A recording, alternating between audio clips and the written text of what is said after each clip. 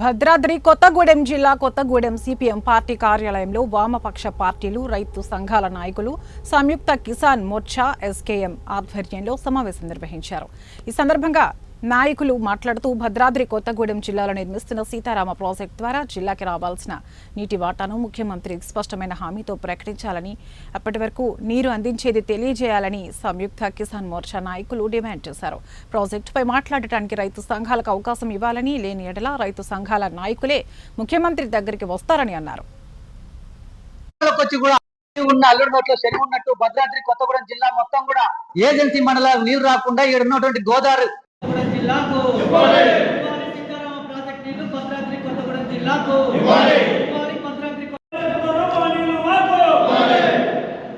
CM Revanth Reddy స్పష్టమైన హామీని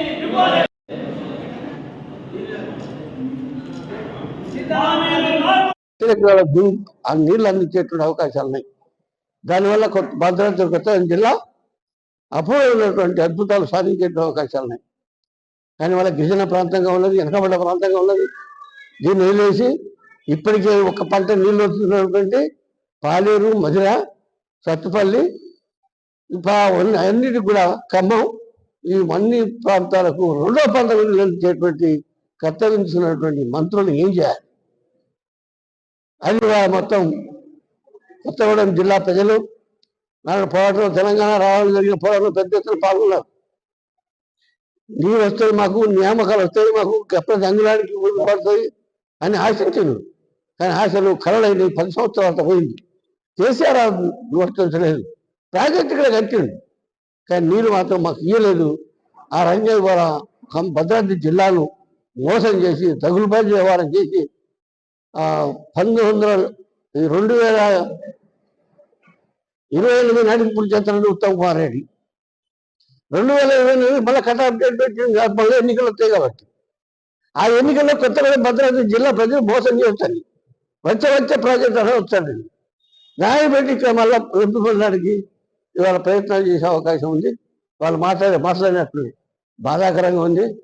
మేము టీఆర్ఎస్ పార్టీ సరైన విధానం అనుసరించలేదు. ఓ పక్క నరేంద్ర మోడీ రైతాంగం మీద దాడులు చేస్తున్నాడు. అటువంటి దానికి మద్దతు ఇచ్చేటువంటి టీఆర్ఎస్ పార్టీని ఓడించాలనుకున్నాం. రైతాంగం అంతా అనుకుని కాంగ్రెస్ పార్టీని గెలిపిస్తే ఇవాళ భద్రాద్రి కొత్తగూడెం జిల్లా ప్రజలకే కాంగ్రెస్ పార్టీ మోసం చేస్తుంది. నీళ్ళు అనేది ఉళ్ళొచ్చి తెల్లారి ఒక్క చుక్క నీళ్ళు రావు, వరద నీళ్ళు రాకపోతే రావు. కానీ సీతమ్మ సాగర్ ప్రాజెక్టు కట్టకుండా నీళ్ళు రావనే సంగతి ప్రజలు గ్రహించాలని, అది కట్టడానికి చాలా కాలం పడదు. కాబట్టి కళ్ళు మూసి గంతలు కట్టి నీళ్ళు నీళ్ళని చెప్పి లబ్ధి పొందేటువంటి ప్రయత్నాలు చేతవుతాం. బ్రహ్మాండంగా మీ అందరికి నీళ్ళు ఇచ్చి ఈ ప్రాంతంలో రైతులందరినీ కూడా ఆదుకుంటామని, సస్యవనం ఆదుకుంటామని చెప్పి మాట ఇచ్చారు.